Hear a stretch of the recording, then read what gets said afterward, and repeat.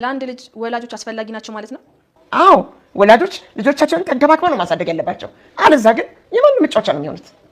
እውነት ነው አባዬ፣ ይገርሞታል። ወላጅ ቤተሰብ እያለው አንድ ህፃን መንገድ ላይ ሊወድቅ። እውነትሽን ነው ምስኪን። አዎ አባዬ፣ ይሄ ልጅ እናትም አባትም አሉት። ምን እናትና አባት ብቻ፣ አያቶችም አሉት። ይሄ ሁሉ ጥላ ሊሆን የሚችለው ጋጋታ ዘመድ እያለው እርሱ ግን ጎዳና ላይ ሊወጣ ነው። ያሳፍራል እንዴ! እውነት እንዲህ የሚያደርግ ሰው አለ? አንቺ ባለጌ እንዴት ብለሽ ነው በራሴ አፍ ራሴን የምታሰድብኝ?